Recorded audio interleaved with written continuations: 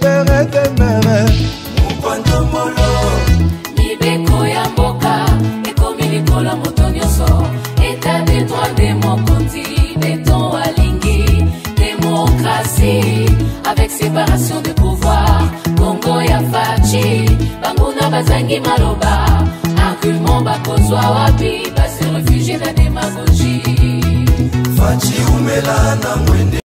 Constater que la protection anti-bruit de la portière avant-gauche avait un petit trou. C'est ainsi que pour y accéder, nous avions autorisé à l'expert de pouvoir casser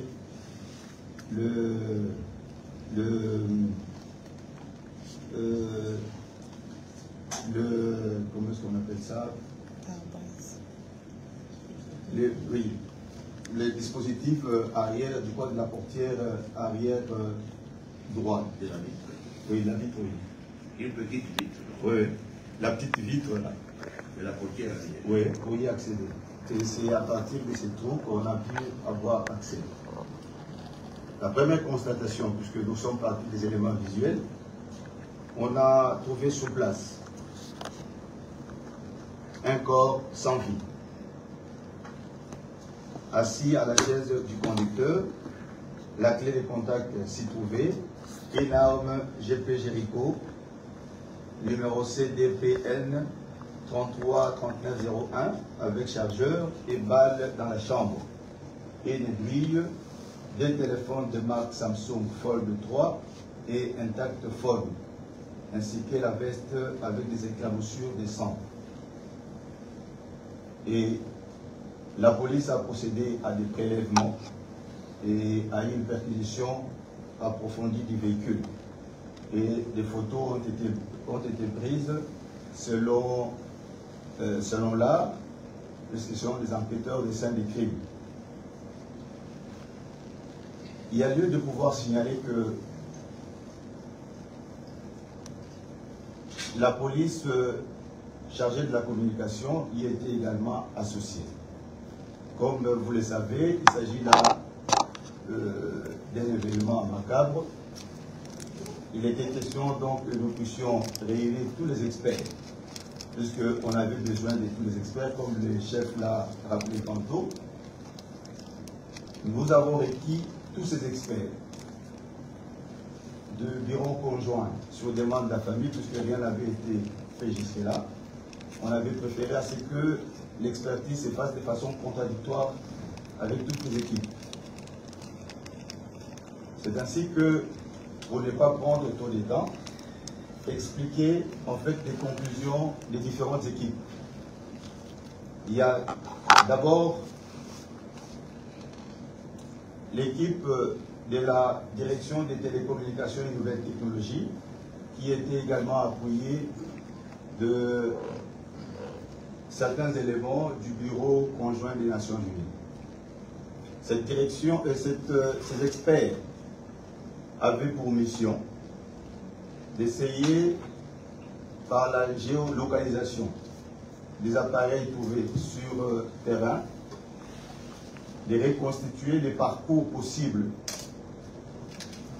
de député Chéribin Okenge jusqu'à l'endroit où son véhicule avait été trouvé. La deuxième équipe devait, par des analyses de la scène du crime et également la morpho-analyse des traces de sang, nous indiquer, nous donner des éléments au regard de ce qui a été trouvé dans le véhicule. Et il était également chargé de l'examen balistique, puisque un véhicule a été trouvé, une arme avait été trouvée, ainsi que des douilles, laissant penser que cette arme-là avait été utilisée dans les véhicules. Et la troisième équipe, c'était une équipe composée de médecins.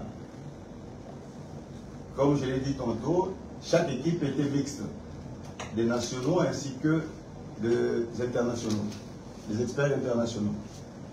Et au niveau de la troisième équipe, nous avions deux médecins légistes de l'hôpital général de référence de Kinshasa, de médecins légistes du Bureau conjoint des Nations Unies et également de médecins sud-africains. Donc pour dire que l'équipe sud-africaine, étant donné que c'était une équipe costaud, par rapport à la spécialité de chacun, était également dans les différents groupes. Alors les derniers groupes devaient procéder à l'autopsie et aussi à l'examen toxicologique du corps du défunt. Pour ce qui est de la première équipe, il a été, les conclusions révèlent que contrairement à ce qui s'est raconté, et même en contradiction avec la déposition du garde du corps, M. Chéribert Okende, par ses téléphones, ne pouvait se trouver devant la Cour constitutionnelle vers 16 heures, puisque les retraçages par rapport aux antennes ayant pris en charge son appareil téléphonique renseignaient que vers 16 heures, il se trouvait plutôt du côté de l'avenue Senoué, du boulevard Senoué. Et par conséquent, il ne pouvait pas se retrouver à la Cour constitutionnelle vers 16 heures. Des deux, les enregistrements, puisque les différents enregistrements, on a mis à contribution non seulement les sociétés de télécommunications par rapport au traçage et aux antennes ayant pris en charge les différentes communications de M. Okende, mais également les vidéos surveillance des environs de la Cour suprême de justice et également du trajet supposé avoir été emprunté par M. Okende. Ce qui nous a fait plus ou moins un terrain d'images qu'il fallait exploiter. Et ces images renseignent que à 16 heures, visionnage fait, M. Okende ne pouvait se trouver à la Cour constitutionnelle vers 16 heures. Et également, nous avons pu retracer le mouvement de M. Okende de 16 heures. De 16 heures jusqu'à 17 heures, il s'est trouvé aux alentours, comme je l'ai dit, au devoir Senoué. Ce n'est que vers 22 heures que les antennes de télécommunications vont les reprendre encore en charge, cette fois-là, vers Ndolo. Et vers 1h, 2h du matin au niveau de l'INA et 3h du matin vers la gare centrale où la Jeep a été trouvée. Donc, précision détail, même l'appel aux témoins lancé par M. le procureur général près la Cour de cassation n'a rien donné. Et les différentes descentes par nous effectuées à la Cour constitutionnelle pour pouvoir avoir des informations sur sa présence, aucun témoignage n'a été fait dans ce sens. Avec l'autorisation de M. le procureur général, je voudrais particulièrement relever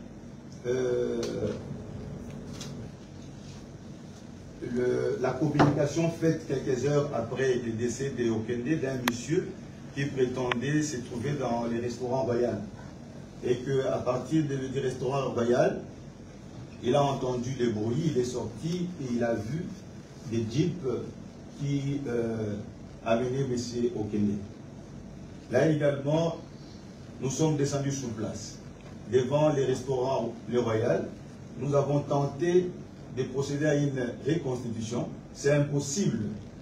Partant de l'hôtel du restaurant Le Royal. Pardon? La Villa Royale. Restaurant Villa Royale. Oui, oui, oui. Les restaurants Villa Royale, c'est impossible de pouvoir voir ce qui se passe dans le parking du parquet près la Cour constitutionnelle. C'est impossible, puisque entre l'entrée et ce parking, il y a deux bâtiments. Donc c'était pratiquement impossible. Des deux, ça je peux simplement les relever, où dans notre pays, tout le monde, par son appareil, est devenu preneur d'image. Il est quand même surprenant qu'un tel événement se produise entre 15h, 16h, 17h devant la Cour suprême de justice et qu'on ait Cour constitutionnelle, pardon, et qu'on n'ait pas d'image. Donc, nous avons procédé à plus de 3-4 reconstitutions et personne n'a témoigné dans ce sens et on n'a pu avoir aucune information dans ce sens. Donc, sur ce plan, Monsieur le procureur général de la Cour de cassation, la commission a été catégorique. Monsieur Okende n'avait été pris en charge ces jours-là que par à la Gombe et par les antennes situées aux alentours de l'hôtel Rotana et l'ambassade du Côte d'Ivoire. Et là, c'était entre 10h et 12h. Pour ce qui est de la deuxième commission, qui était chargée des analyses et de la scène du crime, ainsi que la balistique, il est confirmé, et ils ont confirmé, que c'est cette arme-là qui a été utilisée. Et également, toujours partant de l'analyse de la scène de fait. Comme dit tantôt, les véhicules avaient été trouvés fermés. Toutes les portières fermées, moteur en marche, climatisation allumée. Ce qui a posé problème puisque on a constaté une humidité qui n'a pas permis de procéder au prélèvement des empreintes. On n'a trouvé que les empreintes au niveau des rétroviseurs. Et lesquelles empreintes étaient celles de M. Okende. Mais l'humidité a empêché à ce qu'on puisse procéder à d'autres prélèvements dans le véhicule. Cependant, les experts ont également relevé que la Jeep Lexus contact à l'intérieur, moteur allumé, climatisation en marche, ne pouvait se fermer que de l'intérieur. De deux, il a été constaté également des éclaboussures de sang sur les sièges avant et ainsi que sur les sièges avant gauche, donc du siège du passager, et également au niveau du siège arrière, qui était mouillé d'éclaboussures de sang. On a également trouvé l'arme qui était utilisée. Donc l'arme qui, la suite, c'est que c'est l'arme du garde du corps. Alors, partant de ces éléments, au regard de la blessure, puisqu'il a également constaté, puisque dans la scène du crime, on a été dans un premier temps, été amené également à étudier les corps, puisque les enquêteurs de scène étudient également les corps. Il s'agit seulement des éléments visuels, ce qui est différent de l'autopsie qui entre en profondeur. Donc ils ont retrouvé des éclaboussures partout, on a retrouvé la bouillie et on a retrouvé également l'arme, non pas sur les sièges, mais juste à côté du corps de M. Okende. Alors, pour la commission des analyses de la scène et de la balistique, et d'ailleurs c'est la commission qui a déposé les premiers rapports, il a conclu que les blessures, ou les blessures, il faut parler en termes de blessures, puisque les constats c'est que l'arme a été utilisée à bout touchant, c'est-à-dire que sur la tempe du côté droit, et la balle est sortie du côté gauche et est sortie au niveau de l'anti-pluie de la portière arrière, la portière devant gauche, c'est-à-dire la portière du chauffeur. Et cette balle avait une ligne ascendante, oblique du bas vers le haut, c'est-à-dire de droite vers la gauche. Deuxième élément, c'est que l'arme utilisée, et c'était enrayé après la première sortie, après la première utilisation. Donc l'arme s'était enrayée, et la conclusion de la commission c'était qu'il est impossible, premier élément, qu'on puisse, disons, comment dirais-je, donc on ne peut pas, en utilisant l'arme, et que si quelqu'un était avec lui dans le véhicule, il était impossible qu'on puisse trouver des éclaboussures du sang dans le siège. La conclusion, c'est qu'il était seul dans le véhicule. puisque au niveau du siège chauffeur et passager, il y avait sa veste, il y avait 2 appareils, et le tout était imbibé des gouttes de sang. Et la morpho-analyse des traces de sang, qui est une spécialité également, a révélé que c'était des projections après l'impact de la balle au niveau de la tempe. Donc si quelqu'un était au niveau de ces sièges, on ne pouvait pas trouver du sang sur les sièges et également sur les habits et téléphones qui s'y trouvaient. De même, également, au niveau du siège arrière, c'était également imbibé des gouttelettes de sang, ici de cette projection du fait de l'impact des sang. Et les trajectoires également. La trajectoire également de la balle, du bas vers le haut, gauche vers droite, indiquait que la personne a utilisé contre elle-même l'arme. Or, s'il s'agit d'un passager, une autre personne qui utilise l'arme, les trajectoires ne peuvent pas être obliques, de bas vers le haut. C'est soit de façon horizontale ou de haut vers le bas, puisqu'il y a une pression.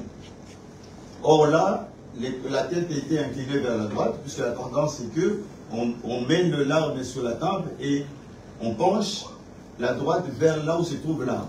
Ce qui fait que la sortie ne peut être que de façon ascendante. Ce qui a fait que la commission, après ces éléments, ait conclu à ce que les défunts s'étaient auto-infligé ces blessures. Ce qui du reste a été également confirmé par l'autopsie. L'autopsie, qui a été précédée d'abord par un examen de scanner, a confirmé par la présence de poudre de balle à l'entrée de l'orifice de la plaie au niveau du côté droit, et effectivement que cela ne pouvait se faire que lorsque on tire à bout touchant. À bout touchant, l'arme étant sur la tempe et que la balle part, les poudres demeurent. Ça ne se disperse pas, mais ça se demeure et on a trouvé une masse noirâtre tout autour de la plaie. Ce qui a confirmé ce que les experts en balistique avaient déjà dit dans leur premier rapport. Et la conclusion, c'est que M. Cheribert Okende est mort à la suite de l'hémorragie résultant de la blessure ou des blessures causées par l'arme par lui-même utilisée ces jours. Voilà la conclusion de l'autopsie. Mais au regard de ce qui se disait, on est allé beaucoup plus loin puisque l'examen toxicologique a confirmé que M. Okende était dans un état normal, puisqu'on s'est posé la question, peut-être ce sont des produits, puisque certains disaient qu'il aurait été drogué, mais l'examen toxicologique n'a rien révélé dans ce sens. Monsieur le procureur général, sur votre instruction, vous avez estimé qu'on devait aller au-delà, de savoir pourquoi est-ce qu'un tel acte pouvait être commis.